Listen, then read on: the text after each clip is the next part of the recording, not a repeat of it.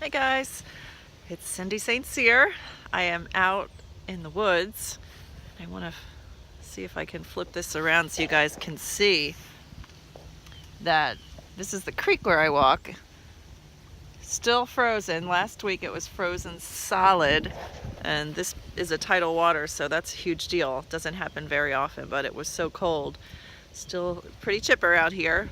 But I wanted to take some time to really drop into what it means to be of service, especially on Martin Luther King Day as it is, about giving of yourself, not giving away yourself, which is a whole different thing, which I'm sure many of us know what that is about. Giving, giving, giving, wringing yourself out like a washcloth until there is just not one more bit of life out of you. That's not what we're talking about. To be in true service, you have to come from a full cup, right? And I heard that when I was struggling years and years ago, and honestly, I just thought it was BS, because all I knew was I had to stay on the rat wheel and keep doing, because that was the only hope I had of somebody recognizing me and acknowledging me as worthwhile. I'm not crying. It's cold out here, so sorry about that. So that, but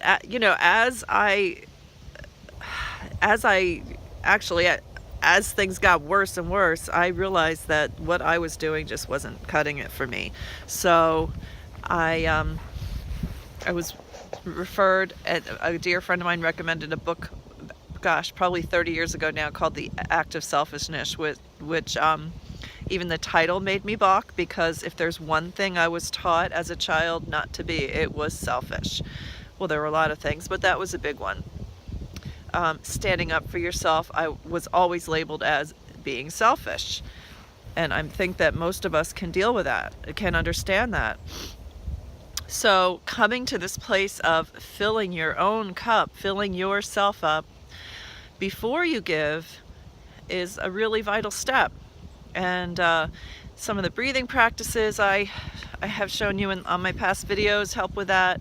I think a lot of where my focus is, and what I encourage you to really explore, what we're going to explore over the next month or so, is our story. What stories do we have? How are you living your life? And you may think you're living from a place of abundance or excitement or enthusiasm or total confidence, but you just don't get anywhere.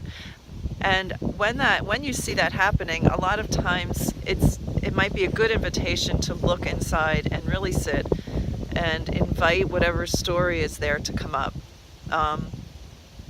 We all have them, and a lot of them operate at a subterranean, subconscious level, so it's not anything that we're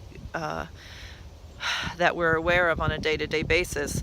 For me, great example is, I would go to all these workshops. I'm an energy healer, I'm a Brennan healing science practitioner, I'm a nurse practitioner, I'm so many things, and yet I still did not feel like it was enough. So I made a promise to myself to take a year off from doing courses, because I realized, okay, this is me struggling to be enough, to be good enough to step out into the world.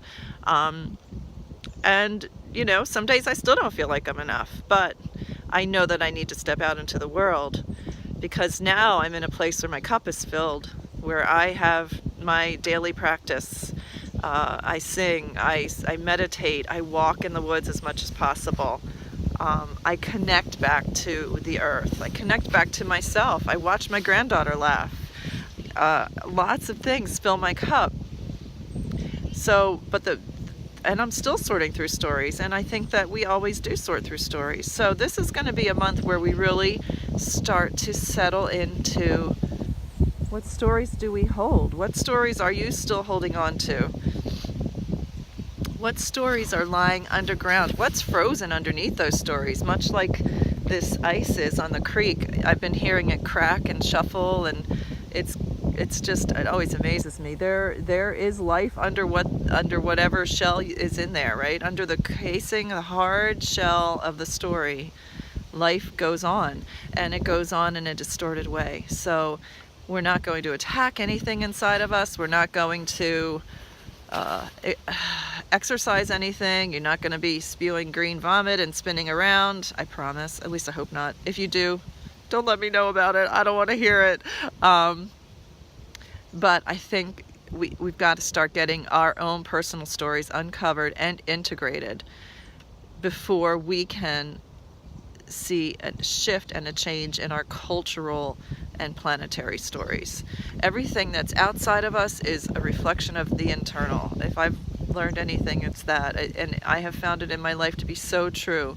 So I think that let's start our service in whatever that looks like, however that looks like, even if it's just tending to a row of carrots in the springtime, or it's getting up in front of millions of people, or it's tucking a nice, warm snuggle pod around your child, or adopting a dog, or anything. Whatever service means to you, let's start.